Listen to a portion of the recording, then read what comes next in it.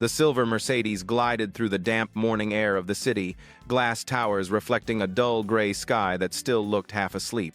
Inside, the luxury was so absolute that even the sound of a single heavy breath could be heard. In the back seat, Maria Sterling, CEO of Sterling Dynamics, was nearly shouting into her phone. "No interpreter? You mean none of the three agencies has anyone available?" Her voice trembled with anger. "This is a deal worth over $1 billion, Richard."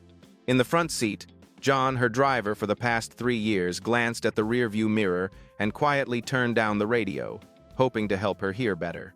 He meant well. But in that instant, the world shattered. "Don't you dare put those filthy hands on my car!" Maria snapped, whipping her head toward him. Her tone was cold and sharp as a blade. "You think driving for me gives you the right to touch anything? You're just an employee, John. Know your place." The air inside froze solid. The words fell like an invisible slap across the sealed space, leaving a slow, burning echo in the chest.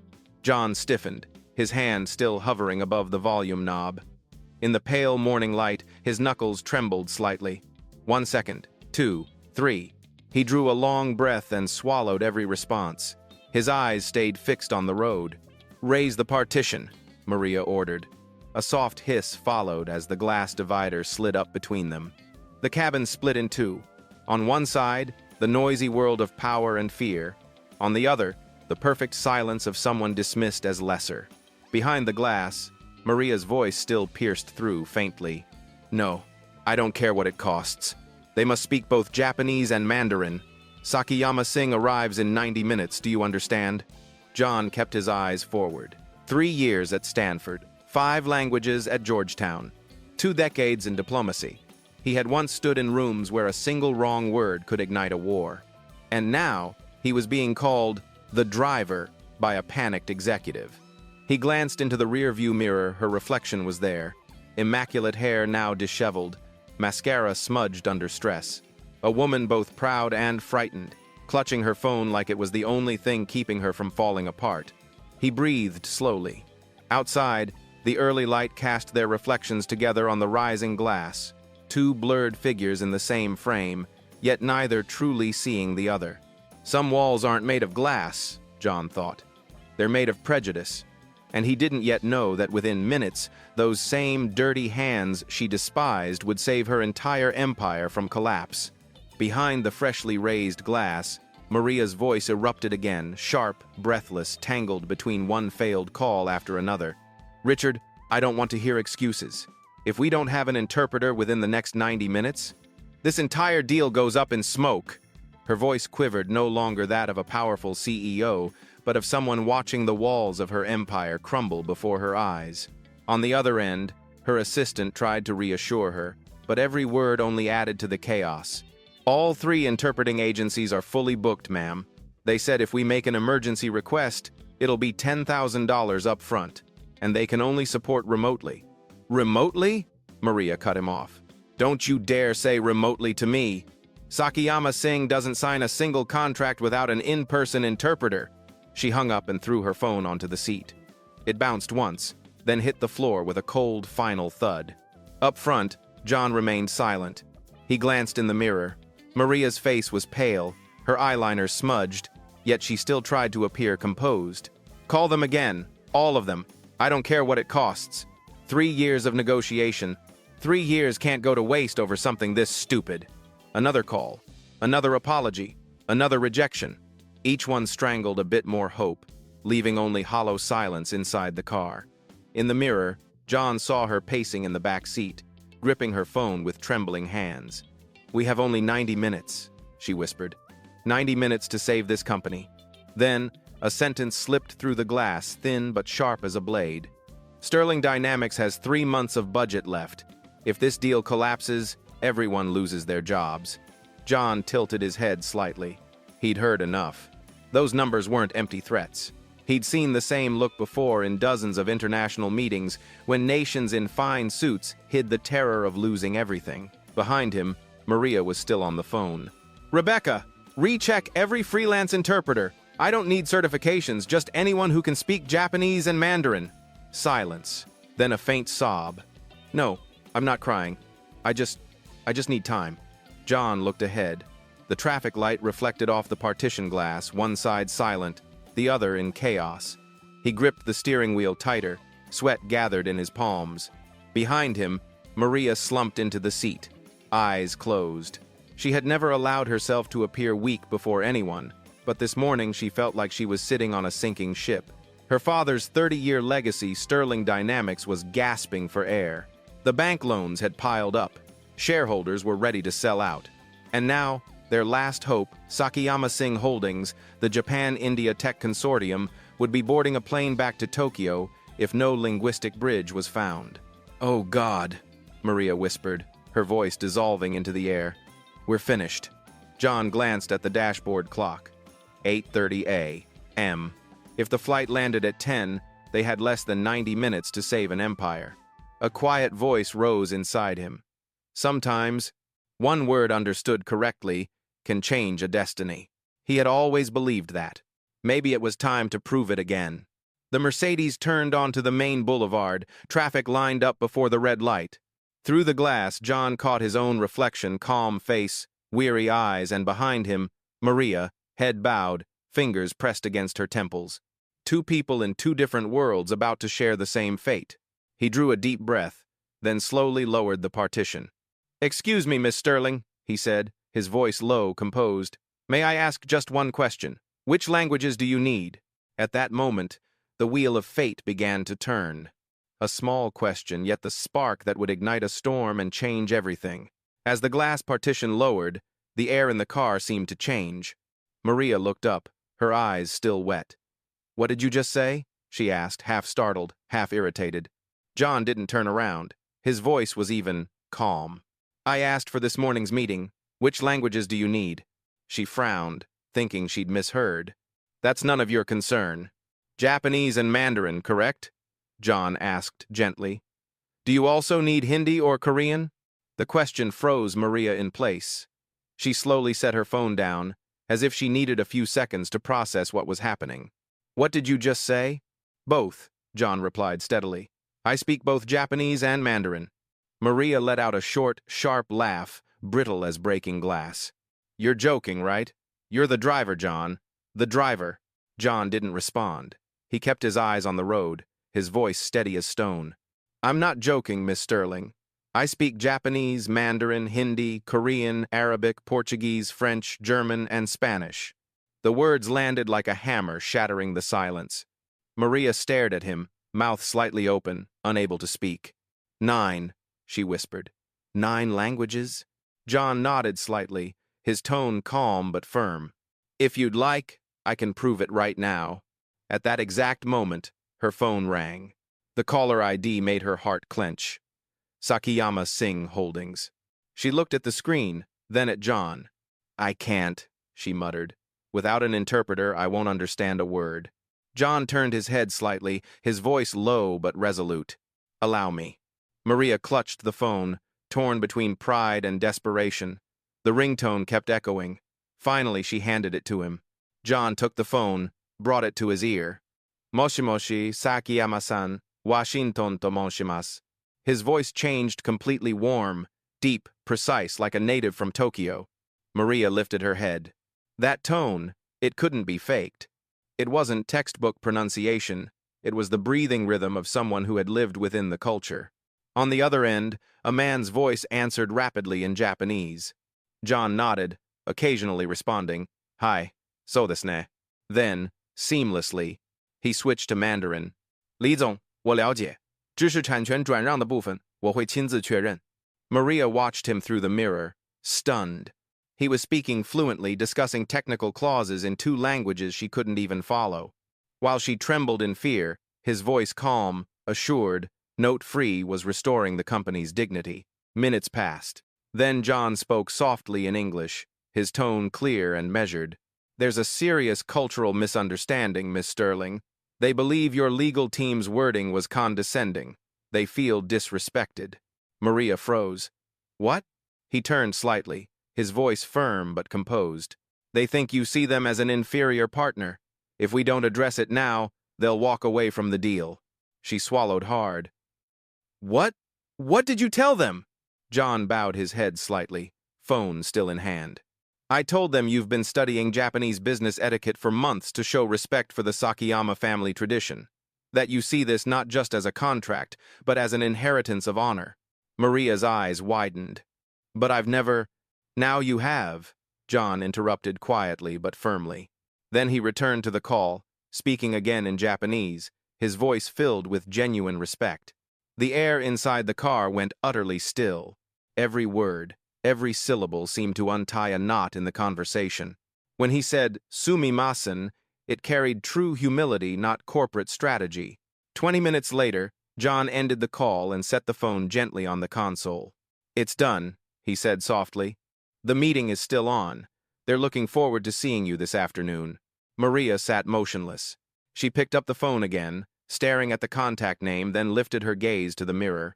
The man sitting in front of her, the one she had just called the driver, had just saved her company from ruin.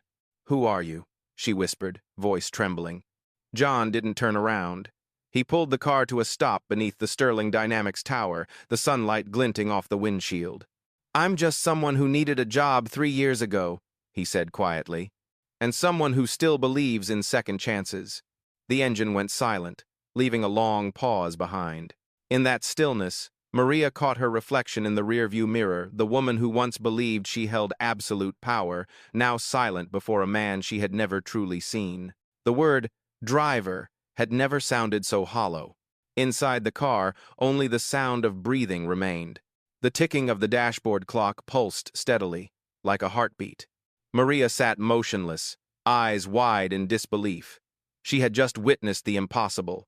The driver, she'd humiliated moments ago, the man she'd dismissed with contempt, was now speaking with her billion-dollar partners with the precision and composure of a seasoned diplomat.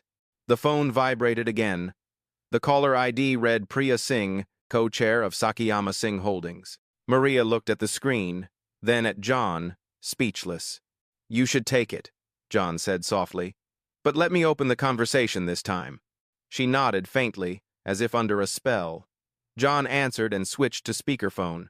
"Good morning, Miss Singh. This is John Washington, assistant to Miss Sterling," he said, his tone deep, confident, with the cadence of diplomacy.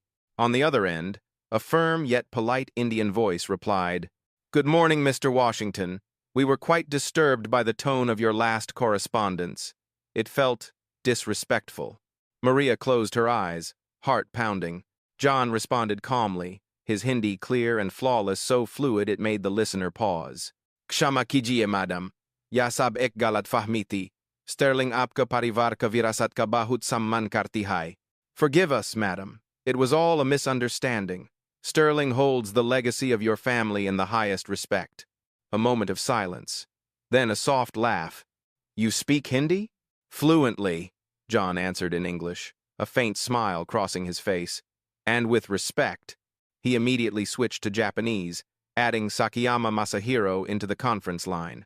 "Sakayama-san, watashi domo wa goiezu no reishi o fenku ken'i o motte orimasu." "Mr. Sakayama, we hold your family's history in deep reverence." His tone softened, his pace slowed.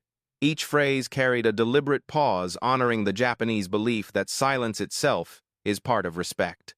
Maria watched, understanding none of the words but sensing something unmistakable. The mood on the other end was shifting from cold to curious, from curious to warm. John covered the microphone and murmured to her, "They say they feel respected now, but they're still concerned about intellectual property terms. Can you handle that?" she asked, voice trembling. John nodded. "I'll try." He flowed seamlessly into Mandarin, his voice smooth as running water.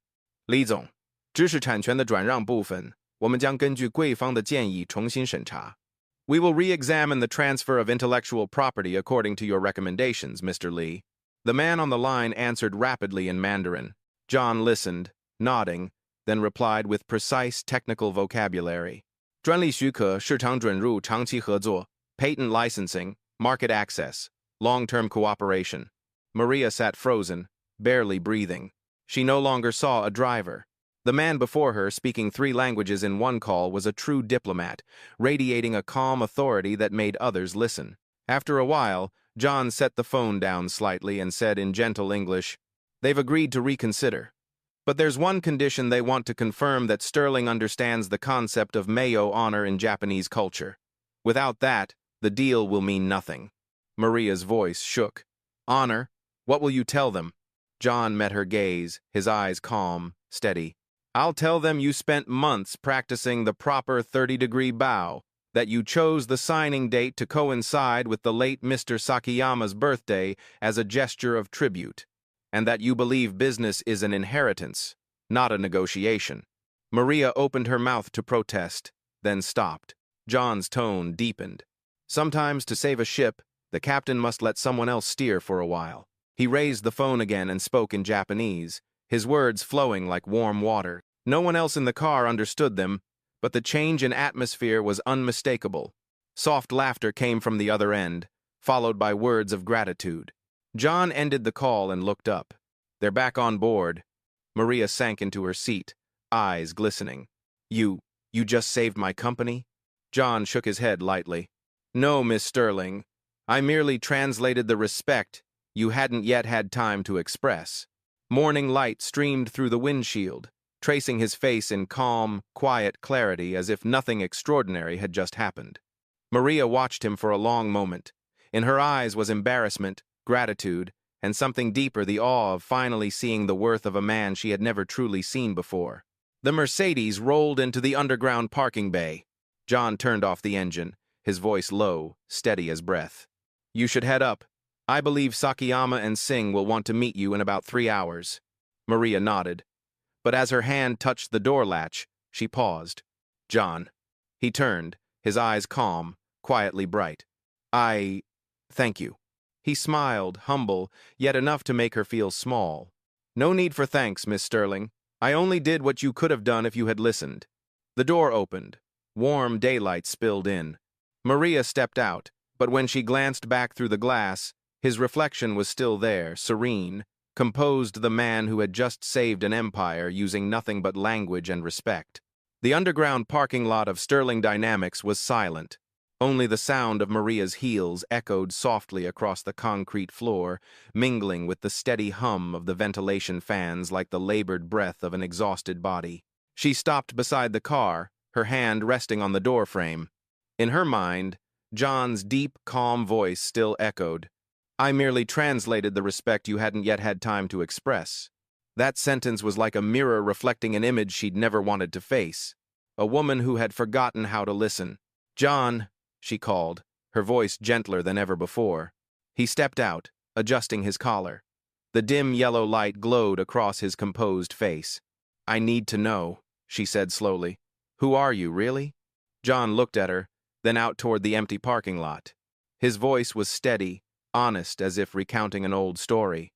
I hold a Ph.D. in International Relations from Georgetown, a master's in Applied Linguistics from Harvard, 22 years with the State Department specializing in multilateral negotiations, crisis management, and trade accords. Maria stood frozen. She didn't know where to look at his eyes, his hands, or the faint lines at the corners of his mouth, the face of a man she had considered invisible for 3 years. Why are you driving for me? She whispered. Budget cuts, he said quietly. My position was eliminated. My mother needed cancer treatment. My daughter had just started medical school. I needed work. Any work. He paused, the quiet dignity in his eyes unmistakable. I became a driver, but I never stopped reading the international press every morning. I listened to your calls, day after day, began to understand the company's struggles and the fear behind your voice. Maria drew a long breath. I suppose I owe you an apology. John smiled faintly without a trace of bitterness. No need. What matters is that you know where you stand, and that you can still save what you've built. The neon lights reflected off the concrete floor, forming a thin band of light, a bridge between them. Maria looked at him, truly looked, for the first time. John, I can't do this alone. Will you help me? He was silent for a moment, then smiled. I've been waiting 3 years for you to ask that. Then, in a calm but weighty voice, he said, Let's go save your company, Miss Sterling. The words weren't loud, but they carried the force of a vow. Maria nodded, a small smile breaking through for the first time that morning. Together, they walked toward the elevator, their footsteps steady and in sync. Between them, the invisible glass had vanished. As the elevator doors closed, Maria realized some people don't need titles to carry the spirit of leadership. And sometimes, the one who saves your company is the very person you never truly saw. The elevator doors closed with a soft ding, and the cabin began its slow ascent. White light washed over the walls, reflecting two faces, one accustomed to giving orders, the other to staying silent. Maria stood in the right corner, fingers intertwined. She was still dazed by everything she'd just heard. John stood upright, holding a worn briefcase, eyes fixed on the glowing floor numbers. "Where did you work before?" Maria asked quietly. John looked straight ahead, his tone measured, like reading from memory. "The U.S. Embassy in Tokyo, from 1998 to 2003.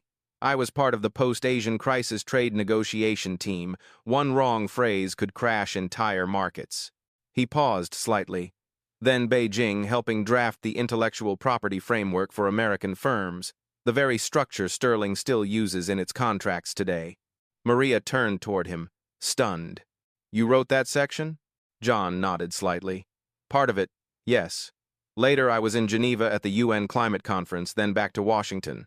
3 administrations, 2 Democratic, 1 Republican." She let out a strange, quiet laugh, part disbelief, part awe. "I hired the man behind global trade agreements to drive me to Starbucks." The elevator hummed softly, the motor whirring like the slow breath of time itself. John replied gently, "Life has its turns, Miss Sterling. In 2022, the State Department cut its budget. I was on the downsizing list. Last in, first out. Those words are colder than any winter in Washington." Maria lowered her head, speechless.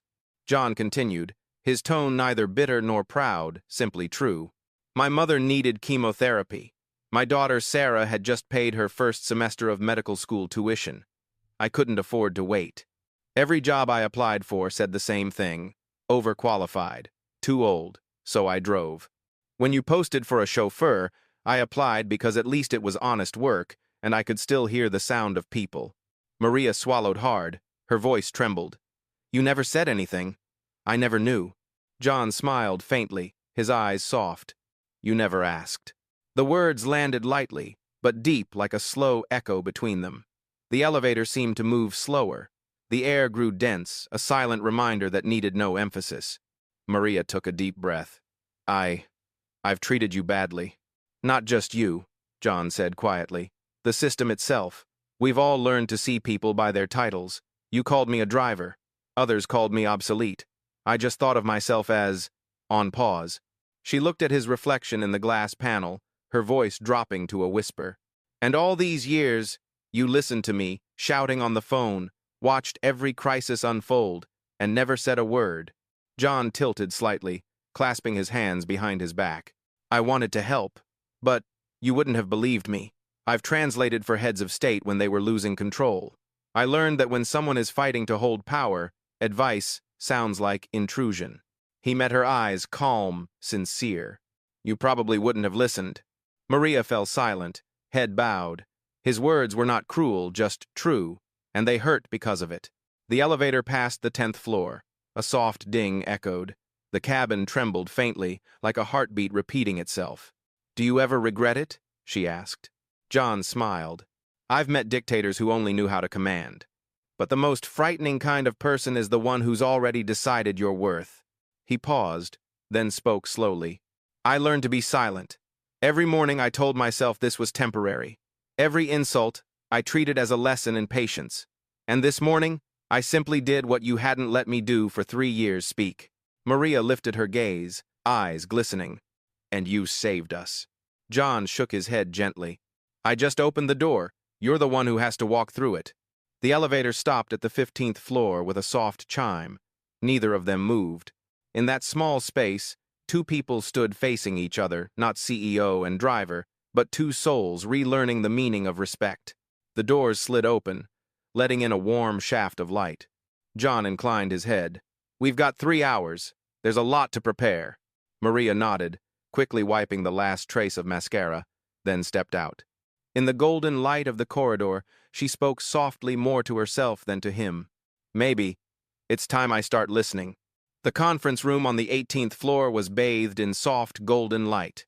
A 10-meter walnut table stretched across the room, its glossy surface reflecting every flicker of light like glass. Everything looked flawless except the people inside, restless and uneasy. Rebecca, the executive assistant, entered with a folder in hand. The advance team from Sakiyama Singh has arrived, 3 Japanese delegates and 1 interpreter. Maria glanced at her watch, 9:20 a.m. Her heart raced. Where's John? He said he needed a few minutes to prepare. The door opened. John walked in, no longer in a driver's uniform but in a navy suit, crisp white shirt, and matching tie. His movements were calm, his gaze modest, yet in every step there was something unmistakably different. Composure, precision, quiet authority. Rebecca whispered to Maria, almost breathless. My God, I almost didn't recognize him. Maria murmured back, Neither did I.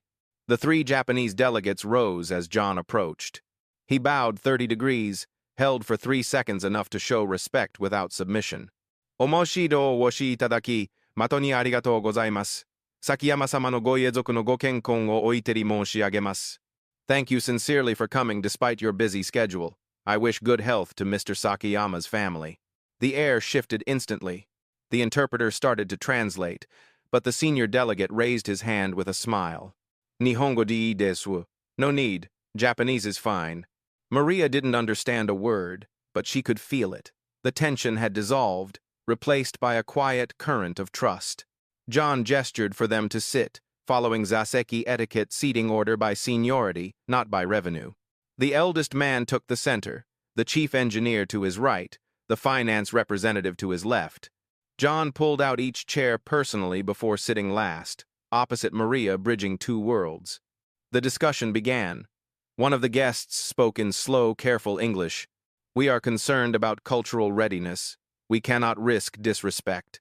John inclined his head and replied in fluent Japanese. Kuisho no wenka o liige suru koto wa tuin ishao no kachi ga arimasu. Watashi tachi wa shinde wanande orimasu. To understand your culture is a value greater than the deal itself. We are learning with our hearts. The lead delegate, Mr. Hayato, smiled. That's well said. John translated softly for Maria. They want to know if Sterling truly understands Mayo, the concept of honor in Japanese business. Maria nodded, her eyes saying, Go on.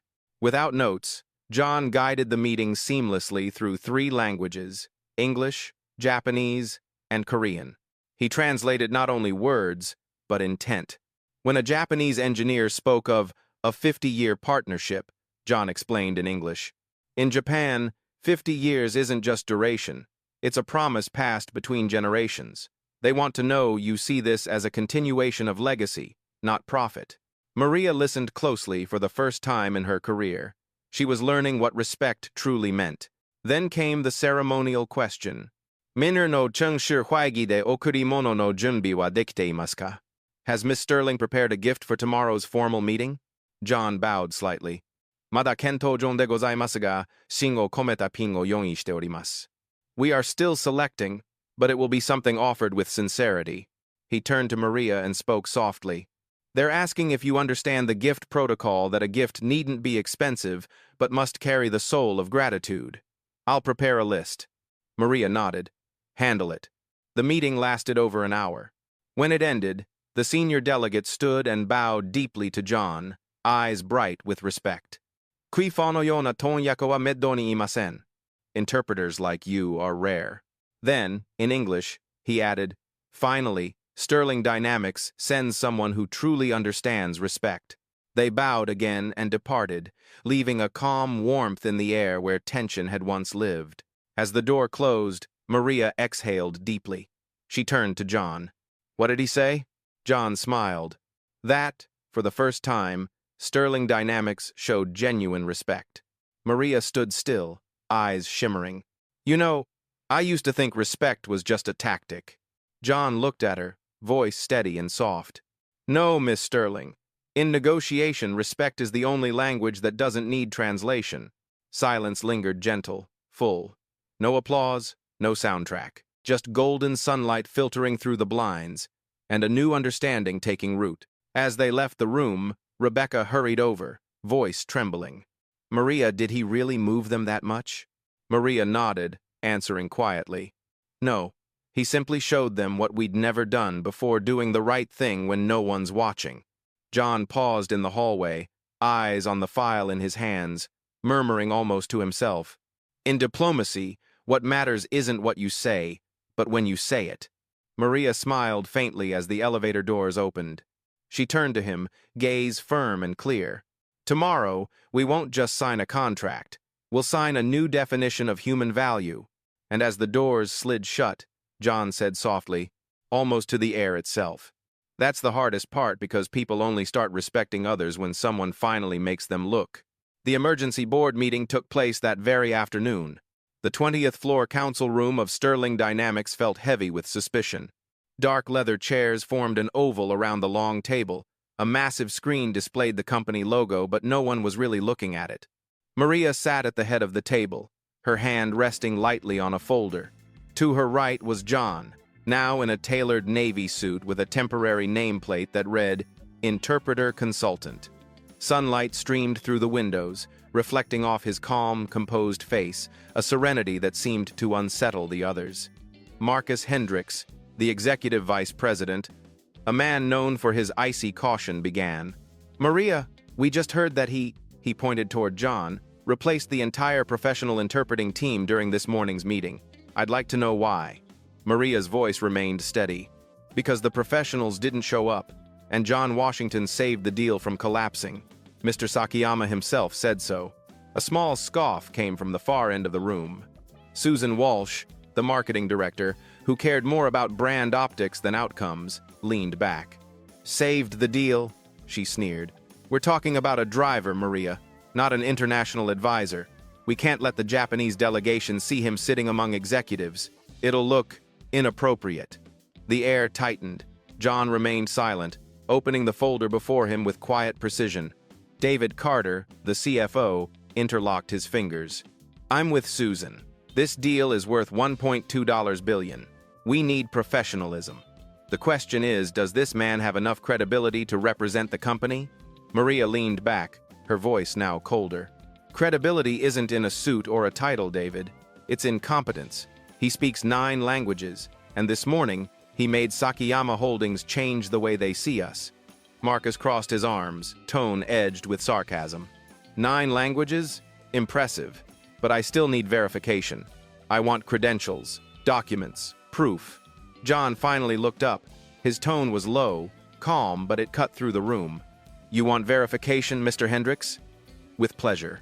He took out a thin envelope and placed it on the table. Ph.D. in International Relations, Georgetown University. M.A. in Applied Linguistics, Harvard. 22 years of service at the U.S. Department of State. I've participated in 7 G7 summits and 20 bilateral negotiations, including U.S., Japan, and China-EU agreements. The room went silent. And, he continued evenly, I authored part of the intellectual property framework Sterling still uses in its international contracts. Maria glanced around, watching disbelief and unease ripple across every executive face. But Marcus wasn't finished. Fine, he said. Let's assume all that's true. You're still not staff. You're not in our corporate structure. We can't let an outsider sit at the center of leadership. Outsider? Maria repeated, her tone like steel. Marcus, for 3 years he's heard every call I've made, knows every contract we've negotiated, and understands exactly how we've nearly destroyed ourselves by ignoring cultural respect. I'd call that the center, not the outside. Susan cut in, her voice tight. Maria, you're letting emotions run the meeting. Japanese partners care about appearances. They expect to see official representatives, not someone who used to be a chauffeur. John finally spoke, his tone still level, steady. Miss Walsh, he said, the Japanese don't judge by appearance, they judge by Mayo, honor. This morning, they respected Sterling because, for the first time, they were addressed in their own language and truly understood. Not because of my suit, but because I knew how to bow at the right angle. Susan opened her mouth, then closed it again. Marcus cleared his throat. All right, you're smart, educated, experienced. But do you understand how fragile etiquette can be? One wrong gift, one misplaced gesture, and the entire deal could collapse. John's voice sharpened slightly, still controlled. Do you know that in Japan, seating order is arranged by the company's founding year, not by profit? That an overly expensive gift is seen as bribery? Or that Mr. Sakayama once gave an American executive a pair of eucalyptus chopsticks, a symbol of balance, and that man re-gifted them, ending their partnership in a week. The room froze. Marcus looked down, wordless. Maria exhaled softly, her tone gentler now. I understand your concerns, but the fact is, this morning a man we've all overlooked did what our PR team, our lawyers, and our international consultants couldn't. If that's not professionalism, I don't know what is. Silence filled the room. Then David Carter sighed, nodding. I don't believe in luck, Maria. If Sakayama was truly moved, I owe the man my thanks. Susan lowered her gaze. I was wrong. Only Marcus remained quiet. After a moment, he met John's eyes. I still don't like this, he said slowly. But maybe you're right. The world's changed. John smiled faintly. Not really, Mr. Hendricks. People just need to be seen through the right eyes. Maria stood, her voice decisive. No further debate. From this moment, John Washington is my official language and cultural advisor. He'll join me at tomorrow's final negotiation with Sakayama Singh. Some nodded, others hesitated, but no one dared object. As the meeting adjourned, Marcus approached John and extended his hand. I was too quick to judge, he said quietly. John shook his hand, firm and calm. We've all done that, sir. What matters is knowing when to stop. Maria watched, feeling as if a thin layer of dust had just been wiped away, not from furniture, but from the walls people had built around one another. She finally understood. Sometimes what needs fixing isn't the system, it's how people see each other. That night, Sterling Dynamics glowed like daylight. Outside, the streets had emptied, leaving only the gold reflection of city lamps drifting across the glass. Inside, the 20th floor was ablaze, a quiet battlefield before the final war. Maria stepped out of the elevator, phone in hand, her voice hoarse from exhaustion. Rebecca, send me tomorrow's meeting roster. But the office was deserted. Only John sat at the far corner before him, a table buried under papers, maps, charts, and neatly color-coded files arranged with obsessive precision. He was working across 3 screens at once. To the left, Sakayama Holdings' corporate culture report. In the center, the family lineage file. To the right, Singh Group's market analysis. The cool blue light fell across his face, calm, concentrated, unshaken, the composure of someone long accustomed to the tension of diplomacy. You're still here? Maria asked, though she already knew the answer. John didn't look up. Almost done. I'm reviewing the gift list for tomorrow. Spread across the table were 12 small gifts, each chosen with purpose: a box of Kyoto lotus tea, a eucalyptus wood fountain pen, a hand-stitched Indian notebook, and a sumi ink calligraphy scroll bearing the character harmony. Beneath each item lay a note written in Japanese, origin, meaning emotional symbolism. Maria walked slowly around the table, stopping at each object. You prepared all this in one afternoon? John smiled faintly, voice low and even. In diplomacy we say, preparation prevents humiliation. I'm just applying an old lesson. He gestured to a whiteboard nearby, covered in tight handwriting. Mr. Sakayama, father survived Hiroshima, values humility, dislikes ostentation. His daughter, Waseda graduate, thesis on harmony. Singh Group, lost a major partner in 2016 due to a translation error. Emphasize respect, not dominance. Maria read line by line, tracing the network of insights like threads in a web she'd never seen before. You know things I've never even heard of. John looked up, eyes bright but unboastful. That's my work. I listen. He opened a desk drawer and pulled out a red folder. This one's yours. Inside were psychological profiles of each delegate. Hayato Sakayama prefers direct eye contact, intolerant of ambiguity. Priya Singh, quick thinking, dislikes pretense, values empathy. Kenta Mori, silence never means agreement. It's a test of patience. And here, John said, pointing to another stack, is your speech translated and culturally adjusted. In Japanese, pronouns carry degrees of humility. Maria turned the pages. Below each paragraph were detailed notes. Pause 2 seconds after bowing. Don't raise your head too soon. Do not initiate a handshake unless invited. She chuckled softly. You're more meticulous than my entire protocol team. Force of habit, John said. I once watched a president fail an entire summit because he shook hands first. Maria fell silent, studying him. In the soft light, the man before her no longer looked like a driver but a guide through a maze of culture. You're doing all this to prove yourself to me? John shook his head gently. No, ma'am. I'm doing it for the 200 people sleeping at home tonight who believe they'll still have jobs tomorrow. And for you because I believe you can relearn how to lead with respect. The words caught in her throat. She looked around the room at the notes, the gifts, the translations, each one a quiet reflection of the dignity of a man society had overlooked. She stepped closer. If you hadn't been laid off 3 years ago, you wouldn't be here tonight. John smiled, a touch of melancholy behind it. Sometimes fate isn't cruel. It just corrects your flight path. A light breeze moved the curtains. The city below was silent. Maria sat beside him. What matters most tomorrow? Honesty, he said, voice steady. Don't perform. The Japanese can sense insincerity before you speak your first word. Look at them with gratitude, not need.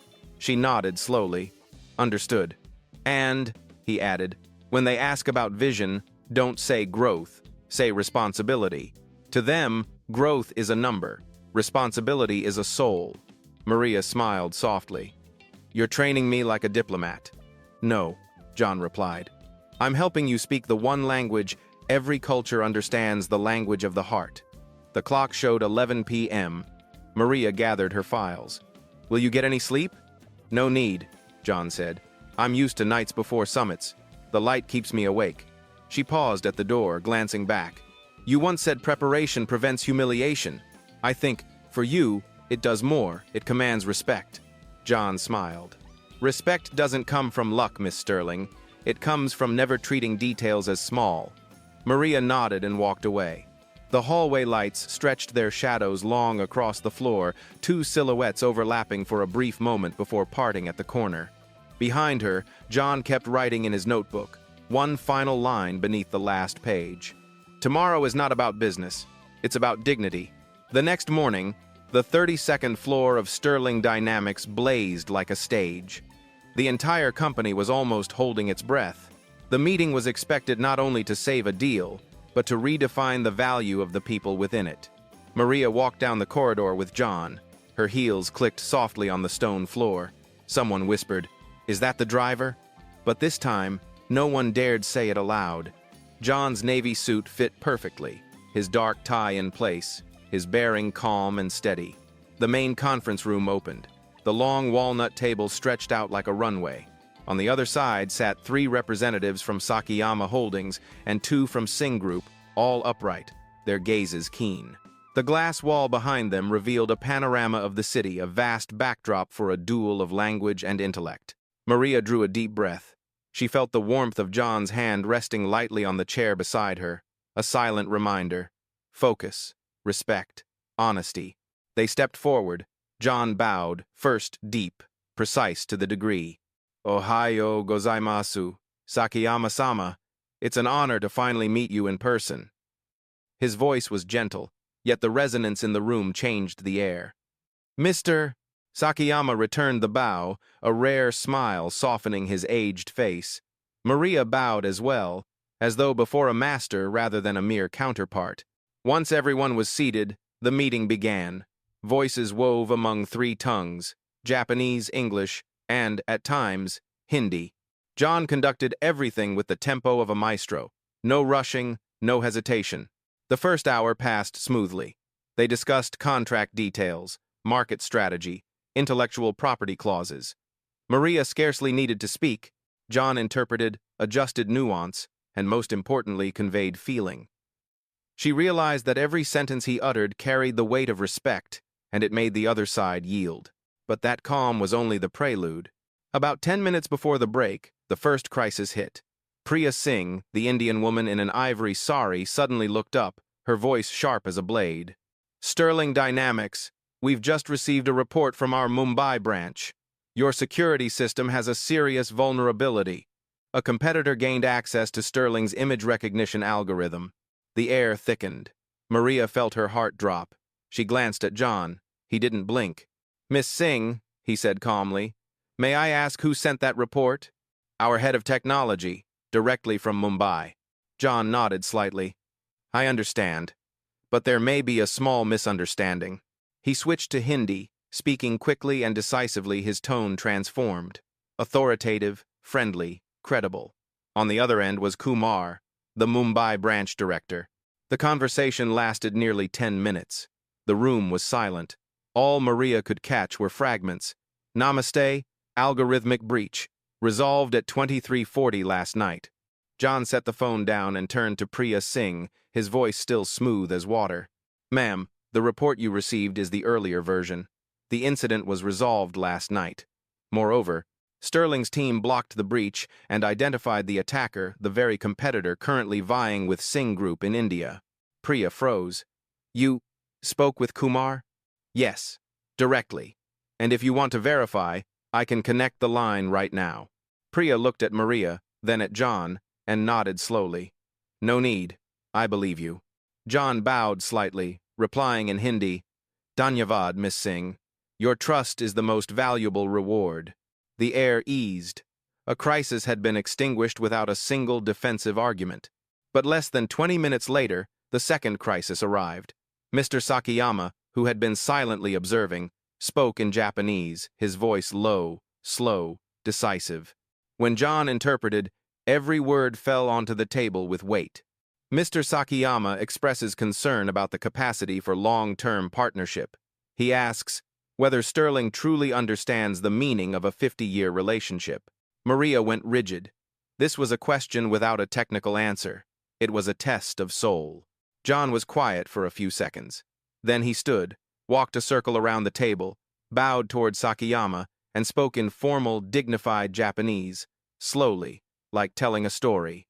"I lived in Tokyo in 1999, he began. "At the time, I was just a young interpreter sitting behind the scenes at trade meetings. One day, I heard people speak about your father, the man who rebuilt the company from the ashes of Hiroshima. They said he not only rebuilt a factory, but rebuilt trust between two nations that had once been enemies." He paused, his gaze softening. "I've never forgotten his words. A contract lives 5 years. But respect can last into our children's time. If Sterling stands here today, it's because we want to continue that legacy with you not for 5 years, but for the next 50. The room was so quiet they could hear the ticking of the clock. Mr. Sakayama nodded slowly, his eyes gentler. "Anata wa rikai shaitiru," he murmured. "You understand." John bowed very deeply. When he sat again, Maria watched him for a long moment, noticing her own hands trembling.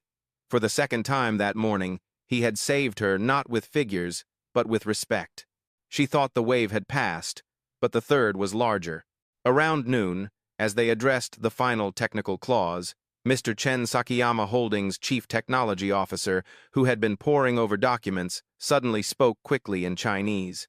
His face darkened. John listened, nodded once, then switched to English. "Mr. Chen has found overlap between Sterling's image recognition algorithm and a Chinese patent filed last year. If this is accurate, both companies could be sued." Maria went pale. It was the worst possibility. She looked around, lawyers whispering, laptops flipping open, no answers anywhere. John stood calmly and stepped to the screen. "May I see the file?" He opened it and zoomed in on the algorithm diagram. Lines of dense code spread out like a wall of numbers. He switched to Chinese, firm and direct. "Mr. Chen, the patent you're referring to, BYU, 2024, correct?" Chen nodded, slightly surprised. "Sir, that source code is only based on the Open Vision Net framework, released publicly in 2020. Sterling uses an upgraded version with a completely different neural architecture." He drew 2 models on the screen. One a square block, the other a circle. "They use a static feed-forward model, while we use a dynamic loop architecture. The 2 structures differ like piano and violin both produce sound, but they're played in entirely different ways." The room went still. Chen stared at the screen, then, suddenly smiled. He turned and spoke rapidly in Chinese, his tone now light. John translated, "Mr. Chen says Sterling understands the technology better than the people who created it, and that if anyone dares to sue, he'll testify as our witness." Maria exhaled, almost laughing with relief. She looked at John, feeling as though she had just witnessed a soft weapon at work, a force quiet enough to change an entire battlefield. 3 crises, 3 edges of the cliff, and 3 times, the man once called the driver pulled an empire back from the brink. The meeting continued for another 2 hours. The atmosphere gradually shifted from suspicion to trust, from caution to respect. By the time the final contract printouts slid from the machine, sunlight was pouring through the windows, rich as honey. Mr. Sakayama stood first. He spoke in slow, measured English, every word weighed. "Ladies and gentlemen, today we are not merely signing a deal. We are witnessing something rare, the restoration of respect." He turned to John. "I have worked with hundreds of interpreters and dozens of advisors, but none has ever made me feel so understood. Mr. Washington, I bow my thanks." He bowed deeply. The whole room rose.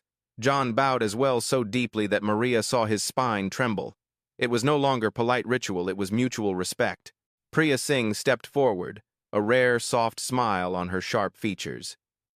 "Mr. Washington, if you ever wish to consult for Singh Group, our door is always open." John bowed. "Thank you, but I still have work here."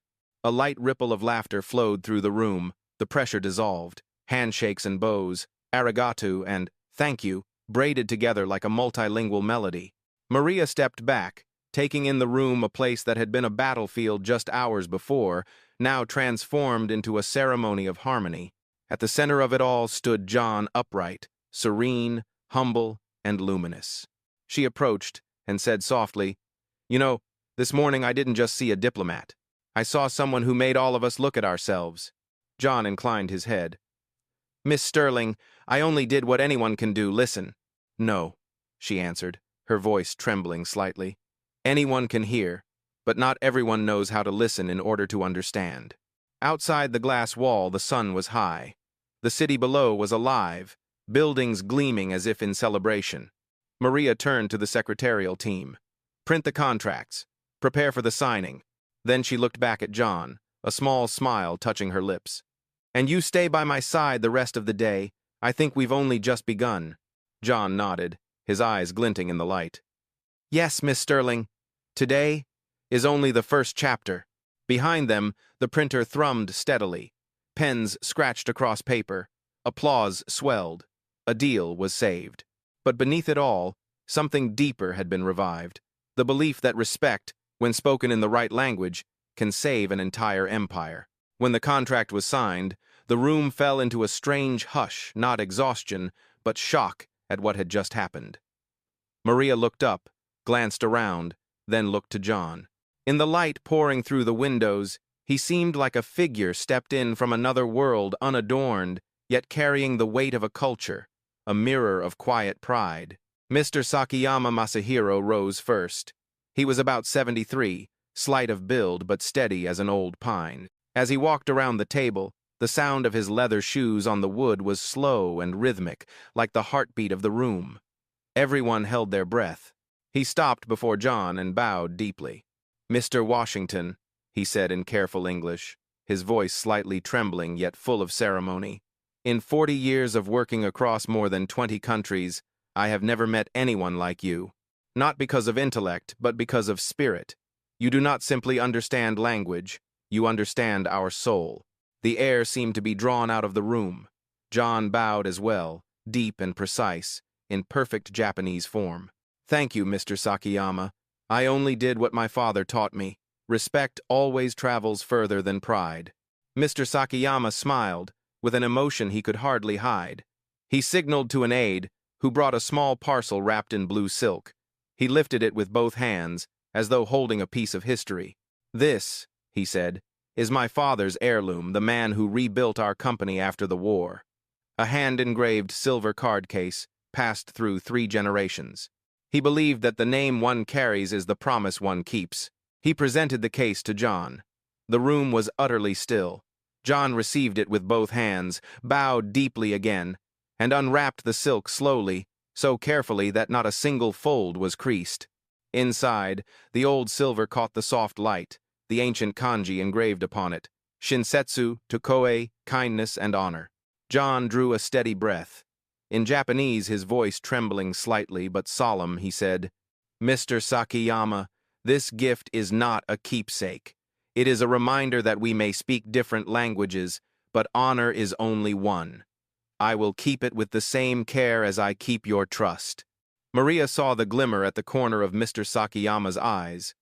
The man who had once shaken Japan's mechanical industry bowed once more, very deeply. The entire room rose. Applause followed, not loud, but resonant like a thank you, like confirmation that they had witnessed something beyond commerce. Then Priya Singh, the Indian woman whose confident stride and sharp eyes had unnerved many, stepped forward. She smiled now, the usual steel gone from her gaze. "Mr. Washington," she said, "we have hired interpreters and advisors on 6 continents, but no one has ever made me feel as understood as today." She took a business card from her pocket and presented it with both hands, exactly in the Japanese manner, though she was not Japanese. "This is my direct number, no assistant, no office. I hope we can work together in Mumbai one day, not because of skill, but because of heart." John accepted it, bowing. "Thank you, Miss Singh. I learned something today, that respect has no nationality." Next came Mr. Chen, the Chinese chief technology officer. He stepped in close, clasped John's hand with both of his, and spoke in Chinese, his tone warm, almost emotional. "You understand my technology better than my own engineers. If Sterling doesn't keep you, I will hire you at once." John chuckled softly, replying in Chinese, "I wouldn't dare. I still owe this place a promise." "What promise?" Chen asked. "The promise that no one else will have to bow their head for being looked down on." Maria fell silent. Mr. Sakiyama signaled for everyone to gather around the table. He lifted the contract and turned to Maria. "Miss Sterling, Sterling Dynamics has signed an agreement. But beyond that, you have signed a new chapter in how the world views equality. Today, I see no superiors or inferiors. I see human beings who know how to respect one another." Maria nodded gently, her eyes wet. "Thank you, sir. I think we have only just started relearning how to see other people." Applause rose again. The whole room seemed brighter. When the delegation departed, Maria and John remained, standing in the quiet that followed. She looked at him and asked softly, "How do you feel?" John smiled and lightly touched the silver case in his breast pocket. "As if I've just been given back my own name." Maria touched his shoulder. "You never lost it, John. The world just hadn't read it correctly yet." They stood in silence for a few seconds. Beneath their feet, the wooden floor still held the echo of footsteps and bows like a song not yet finished. John turned back to the table, where copies of the contracts remained, a few empty teacups, and a small bouquet Priya Singh had left behind. He picked up the bouquet and set it gently where Mr. Sakiyama had sat, a silent thank you. Maria watched him, her voice softening. "You know, if I hadn't said those terrible words in the car that day, I might never have known how wrongly I'd been living." John only smiled. "There's no wrong, only not yet seen. Change doesn't begin with an apology. It begins with seeing others as human." Outside the glass, the sky stretched wide, white clouds like ribbons reflecting the afternoon. Sunday Maria inhaled, her voice light but resolved. "Tomorrow, we'll hold an all-hands meeting. I want to tell this story publicly." John nodded. "If you truly want change, do it not with titles, but with example. When people see respect being practiced, they'll begin to learn it." Maria smiled, her eyes bright. "I will, but I need you standing beside me." "I'll be there," John replied, "as long as anyone's worth is still being overlooked." The room sank into the last light of day. John looked down at the silver case, the heirloom from a family that rose from ashes. He brushed its surface lightly. The silver reflected the image of 2 people standing side by side, equal, quiet like a symbol that needed no caption. Maria whispered, almost to herself, "Heirloom and equality. Perhaps that's the true gift of today." John nodded, a gentle smile, his gaze far off. "No, Miss Sterling.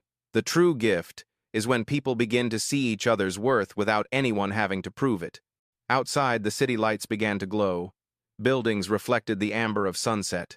And on the 32nd floor, two people who had once lived in different worlds now stood within the same halo of light, where honor and equality blended quietly and enduringly. That day, Sterling Dynamics didn't just win back a deal, they won back their dignity.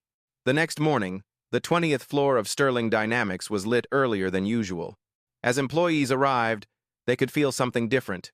No more sighs in the hallways, no more averted gazes in the meeting rooms. A new air was spreading light, but full of quiet strength. Maria entered the executive boardroom, laptop and a thick folder in hand. She looked around and nodded. Everyone was already there. Marcus, Susan, David, Rebecca, and at the end of the table, John, still in his simple navy suit, sitting in silence as always. But this time, the looks directed at him were different. No more doubt, no more distance, only anticipation. Maria set her folder down, opened her laptop, and connected it to the main screen. She took a breath. "Before we begin our meeting about the contract rollout," she started, her voice calm but resonant, "there's something more important we need to talk about." The screen lit up, displaying a collage of that morning's headlines. "Sterling Dynamics saves $1.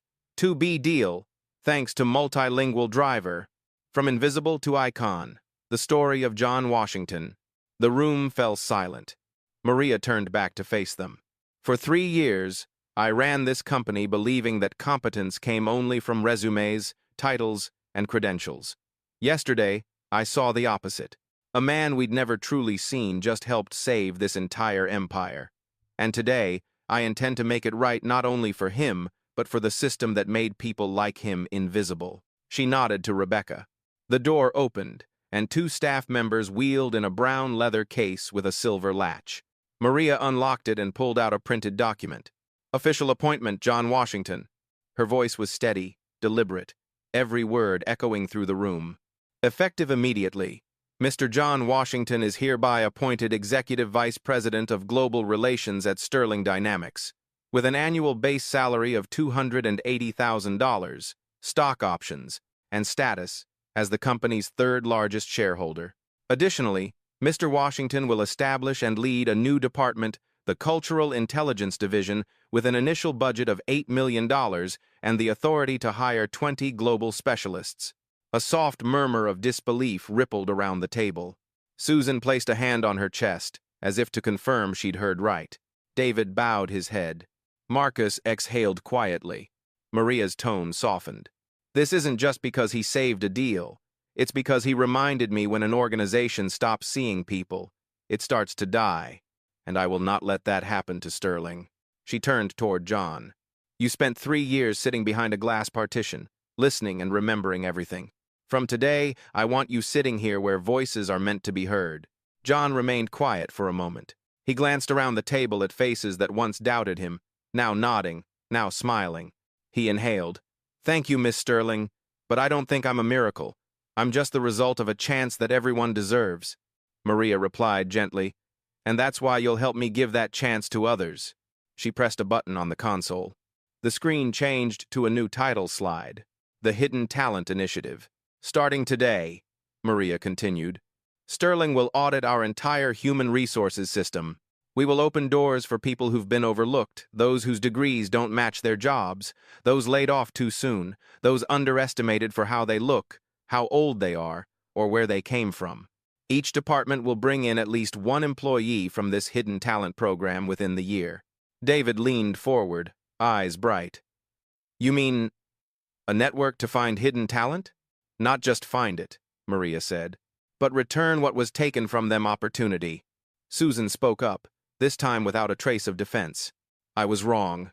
I judged people by title, not by worth. I want to be part of this program." Marcus nodded. "So do I. I think we all owe John something bigger than gratitude." John smiled faintly. "You don't owe me anything. But there are thousands out there who owe us the chance to finally be seen." Maria met his eyes and nodded. "Then let's do it together. Not as policy, as a promise." The air in the room changed.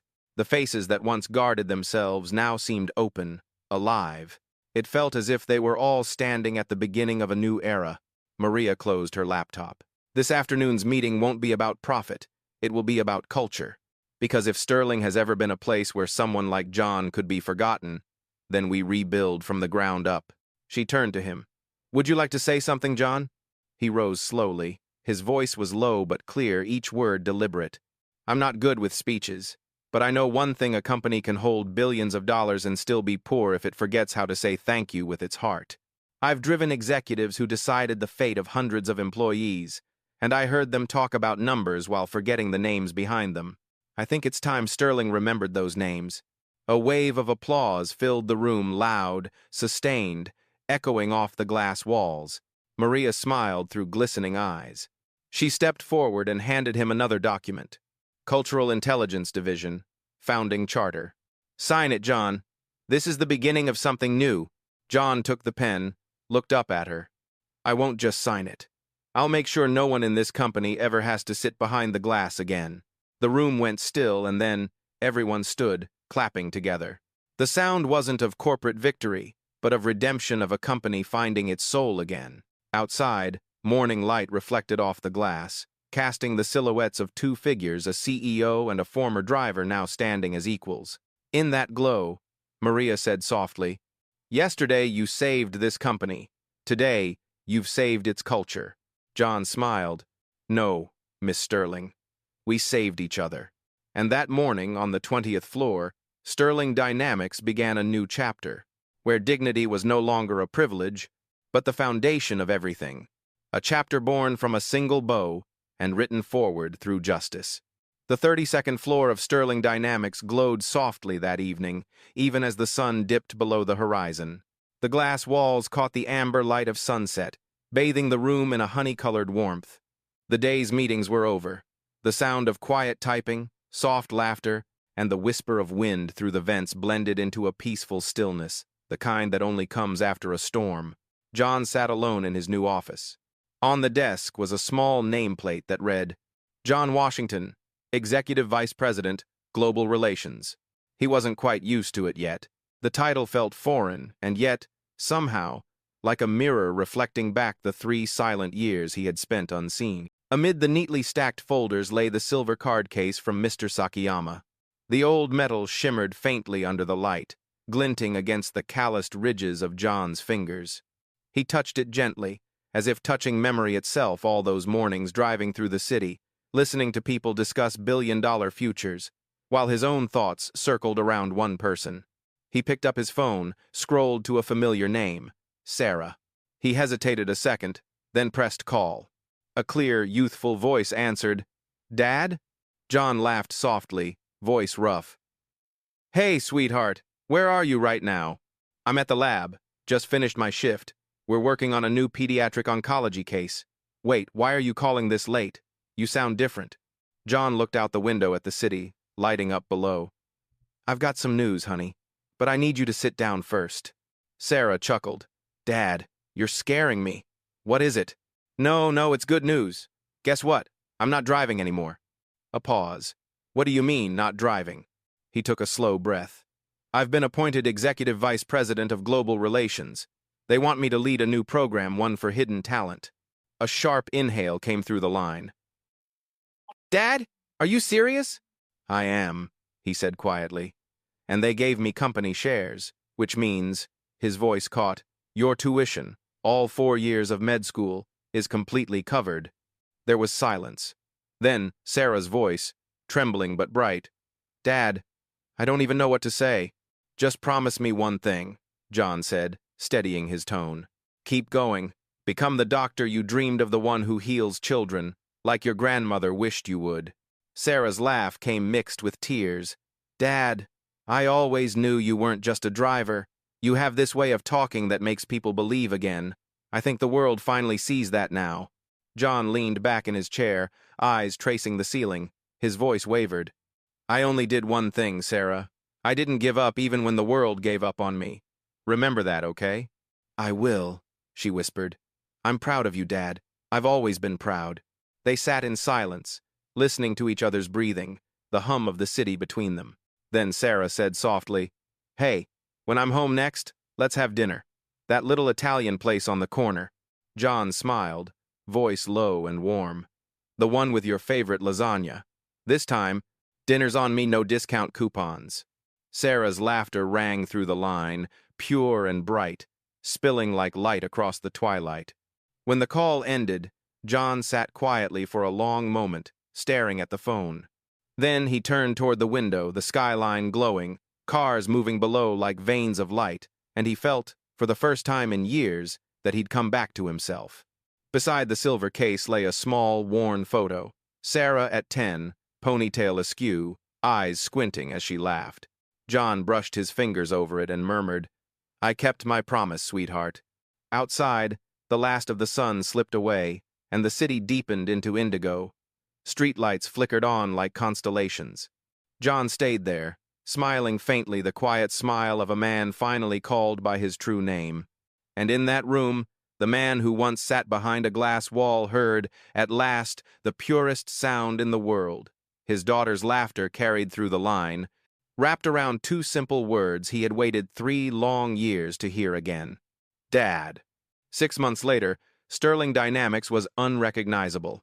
The hallways that once echoed with hurried footsteps were now filled with light and the sound of quiet laughter. Posters lined the walls with a simple but powerful message. Hidden Talent Initiative, we see you. No one talked about the near collapse anymore. They talked about the rebirth.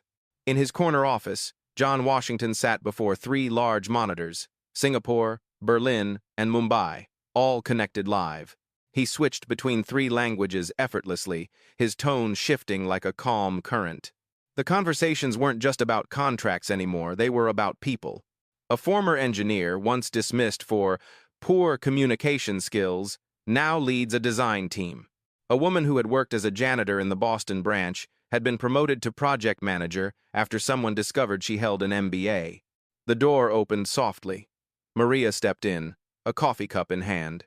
"I heard you saved 3 contracts this week," she teased. Not bad for someone once labeled too quiet. John smiled without looking up. You know, silence is sometimes the only way to hear what people aren't saying.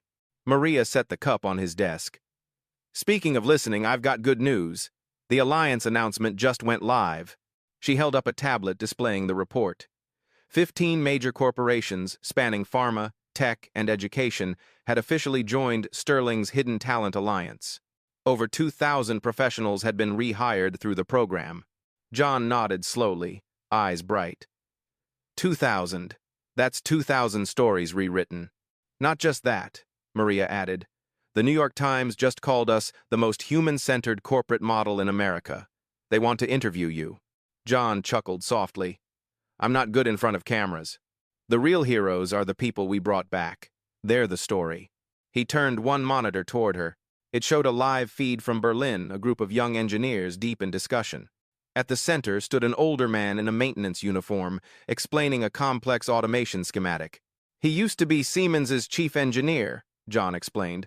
Forced into early retirement because of his age, now he's training the next generation. Maria smiled, eyes softening. You're building an entire generation of John Washingtons. He was quiet for a moment, then said gently, No, I'm just giving back the chances I once wished someone had given me. From his desk drawer, he pulled out a worn letter. This one's from a mother in Detroit, he said. Her son graduated from MIT but worked at McDonald's for 3 years. No one would hire him. She asked if there was still any hope. Maria stayed silent. I read it at 3 in the morning, John continued. By sunrise, I'd sent him a flight to Berlin. Next week, he starts in our AI research group. Maria's smile trembled. You just answered my question. What question? Why do you still work 16 hours a day and never complain? John leaned back, gazing at the city glowing below. Because every time someone rediscovers their worth, I rediscover mine. By afternoon, the news had spread everywhere. Social media is flooded with hashtags. Number respect over title. Number hidden talent. Number John Washington effect. On television, people who had been lifted by the initiative shared their stories. A former teacher now leading a logistics project, an immigrant waitress now a bilingual HR advisor. At a press conference, a reporter asked Maria, Miss Sterling, what's Sterling Dynamics' greatest success since the merger? Maria smiled gently. It's not the money, she said. "It's what we learned how to see people again." That night, the office was quiet. John stood by the window, watching the veins of light snake through the city below. In his hands was the old silver card case from Mr. Sakayama. He opened it. Inside lay a new business card engraved with Sterling Dynamics, Global Relations Division. Founding ethos, dignity first. He smiled, whispering to himself, "From dignity, we rebuilt an entire culture." Maria appeared at the door, a soft halo of light behind her. "You know," she said, "I just got a call from the White House. They want you to speak at the National Forum on Talent and Equality." John turned, amused. "I'm just a storyteller, not a speaker." "Maybe that's exactly why they want you," she replied. "Because storytellers are the ones who make the world listen." He looked out at the city, its skyline shimmering like a promise. "If they want me to speak," he said, "I'll speak. But not about success. I'll talk about the people who were forgotten."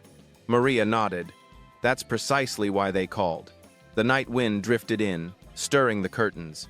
Outside, the city pulsed with life, but inside that quiet room, time seemed to slow. Two people, one who had once held all the power and one who had once been unseen, stood side by side, looking toward a future where respect was no longer a slogan, but a lived reality. 6 months. A company reborn. Thousands of lives reclaimed. And at the heart of it all, a simple truth, powerful enough to make a nation pause and reflect. Sometimes, the greatest thing we can do is to truly see another human being. The studio lights cast a soft glow across John's face, lighting his eyes with a warm brown calm, the kind of calm born from a man who has seen enough of the world to no longer need grand words. Behind him, the backdrop was simple. Hidden Talent Initiative, documentary special. The room was utterly still. The director raised his hand. "Action." John looked straight into the camera. His voice was low and steady, as if he were speaking to each person watching from home. "Right now, someone is making your coffee, someone who once wrote a thesis on quantum physics. Someone is clearing tables at a restaurant, someone who once lectured in history. Someone is driving you home, someone who once represented their country in international negotiations." He paused. The silence lingered, like a quiet invitation to conscience. "The world doesn't lack talent," he continued. "We just lack eyes patient enough to see it." The footage shifted softly. Intercut images appeared, the silver-haired engineer in Berlin, the former janitor holding a project plan, the young man from Detroit walking into his new office for the first time. John's voice flowed beneath them, warm, grounded, unwavering. "If you're watching this video, I want you to do something small, something that might change someone's entire life. This week, choose one person around you, someone whose work makes them invisible. Ask about their story. Listen. You might find an engineer, a scientist, a quiet genius hidden behind a plastic name tag."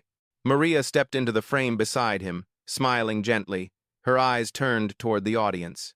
"We created the John Washington Foundation to connect forgotten talent with companies that need them. But real change doesn't begin with corporations, it begins with you. With how you treat the waiter, the delivery driver, the security guard, or the person behind the wheel." She turned toward John, her voice softening. "You once said the greatest thing isn't to be recognized, it's to be seen. I think the world sees you now, and sees itself in your story." John smiled faintly. "I don't want the world to remember me," he said quietly, almost as a confession. "I just want people to pause long enough when they look at each other. Long enough to recognize the worth behind the uniform, behind the voice, behind the roles we think are ordinary." The camera zoomed slowly to his hands resting on the table beside the silver card case from Mr. Sakayama. John brushed his fingers across it, then lifted his gaze back to the lens. "Start small," he said. "A sincere thank you, a question that shows you care, a chance to share a story. Because sometimes, one small act can open a door that changes a life." He took a breath. "If this story moved you," John said, his voice carrying quiet conviction, "share this video. Leave a comment about someone whose potential you've seen. Tag them, tell them, 'I see you.' Because change doesn't start with governments or business plans. It starts with hearts that choose to see each other." Maria placed a hand on his shoulder, smiling softly as she looked into the camera. "Join us in building that world. One where dignity doesn't need a title to be recognized. The screen began to fade to black. John's voice lingered, deep and calm, over the closing shot. Talent doesn't wear suits. Greatness hides in plain sight. And then, in white text on a dark screen, if this story touched you, share it. Because someone, somewhere, is waiting to be seen. Late at night, the city shimmered beneath a sea of golden lights. On the 32nd floor of Sterling Dynamics, only one window remained lit. John stood by it, a cup of tea in hand, watching the flow of traffic below, thin streams of light winding through the dark, like veins pulsing through a living city. On his desk lay the silver card case from Mr. Sakiyama, still open, beside an old employee badge, its ink faded, the words barely legible. Driver, Washington J. He smiled a quiet, peaceful smile. Outside, the wind carried the faint scent of summer rain, mixed with the distant hum of car horns. In the glass reflection, his silhouette merged with the skyline, the man who once sat behind a partition, now standing where he could see everything. The door opened softly. Maria stepped in without a word, placing a photograph on his desk. The entire company gathered in the hall, a banner behind them reading, "Respect over title." She spoke gently. "Tomorrow, we announce the Global Hidden Talent Initiative. Are you ready?" John turned to her, his voice low and calm. "I've been ready since the day you first saw me, truly saw me." They stood in silence for a moment, listening to the rain tapping against the glass. Maria nodded, then quietly left the room. John exhaled, watching her go, then turned toward the small camera still recording in the corner. He spoke unscripted, unrehearsed. "Don't just see the uniform. See the person inside it. Because sometimes, the waiter might be an inventor. The driver might be a diplomat. And the person you pass every day might be the miracle you've yet to notice." The lights dimmed. Only his final line lingered in the dark, soft, steady, and unforgettable. "See the person behind the uniform.